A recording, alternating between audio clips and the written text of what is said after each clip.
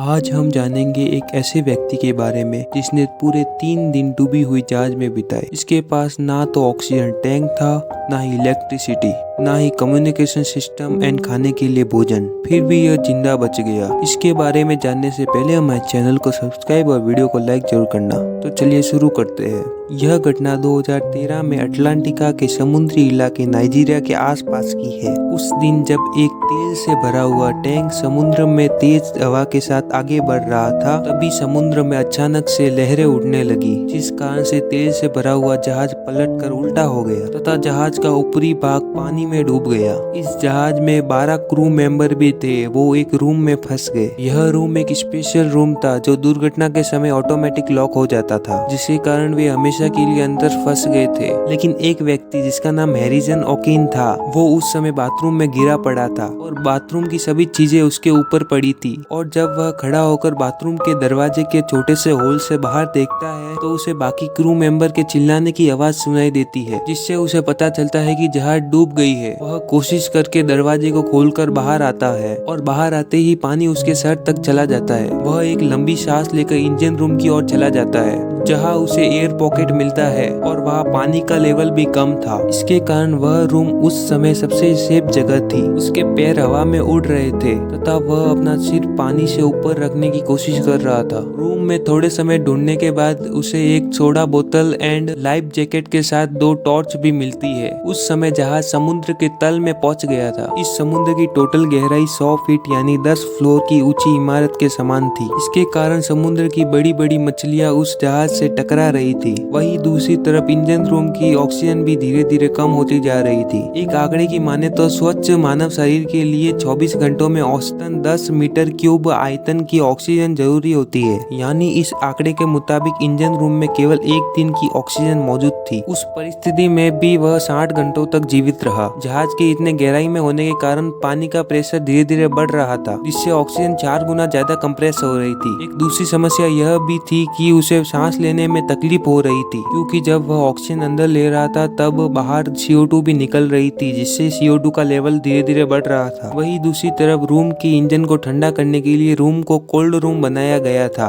जिसके कारण अभी उस रूम का टेम्परेचर -35 डिग्री सेल्सियस हो गया था। इतने कम टेम्परेचर में दिमाग काम करना बंद हो जाता है और हम धीरे धीरे मेमोरी भूलने लगते हैं। थोड़े समय में रूम धीरे धीरे बर्फ के पानी से भरता जा रहा था। वह दिमाग लगाकर एक प्लैंक बोर्ड पर चढ़ गया। एक सेकंड के बढ़ते ही व्यक्ति का डर भी बढ़ रहा था। वहीं दूसरी तरफ सोडा बोतल भी खाली हो गई थी। साथ ही इतने ठंडे वातावरण में टॉर्च चलनी भी बंद हो गई थी, जिसके कारण वहां अंधेरा छा गया। उसी समय रेस्क्यू टीम वहां आकर क्रू मेंबर को ढूंढ रही थी। उस व्यक्ति ने नोटिस किया कि कोई उसे बचाने के लिए टॉर्च लेकर उसकी तरफ आ रहा है। वह व्यक्ति अचानक इंजन रूम से बाहर निकलकर स्विम करते हुए रेस्क्यू टीम की ओर बढ़ा। अचानक से बाहर आने के कारण उसकी आंखों के आगे अंधेरा छा गया, जिससे वह दिशा भटक गया और उसकी नजरों से रेस्क्यू टीम दूर हो गई। बहुत समय इधर उधर ढूंढने के बाद भी उसे रेस्क्यू टीम की लाइट दिखाई नहीं दी। उसके फेफड़ों से भी ऑक्सीजन खत्म होने लगी और वो सफोकेट करने लगा। तभी उसे एक रेस्क्यू टीम मेंबर दिखाई दिया। उसने अपने मन ही मन में सोचा कि यही मेरे बचने का अंतिम समय है। यह सोचकर तेजी से तैरते हुए उसके पास गया और अचानक से उसका हाथ पीछे से पकड़ लिया। पहले तो वह रेस्क्यू टीम मेंबर डर गया। उसने सोचा कि कोई समुद्र जीव है, पर उसने देखा तो पता चला कि कोई जिंदा इंसान उसके सामने है। रेस्क्यू टीम मेंबर उसे बचाने के लिए इंजन रूम में वापस ले गया और उसे ऑक्सीजन मास्क दे दिया। रेस्क्यू टीम मेंबर को विश्वास नहीं हो रहा था कि कोई कैसे इतनी गहराई में जिंदा बच सकता है। उस व्यक्ति ने इतनी गहराई में 60 घंटे बिताए, जहाँ का प्रेशर बहुत ही ज्यादा हाई था। इस कारण से उस व्यक्ति को डायरेक्ट बाहर न ले जाते हुए एक कंप्रेसर चैम्बर में रखा गया। थोड़े महीनों के बाद वह ठीक हो गया, लेकिन जब भी वह सोने की कोशिश करता, आधी रात को कुछ ऐसे सपने आते जैसे कि उसका बेड डूब रहा है। आपके साथ भी कोई ऐसी दुर्घटना घटी है तो कमेंट में जरूर लिखना और वीडियो को लाइक जरूर।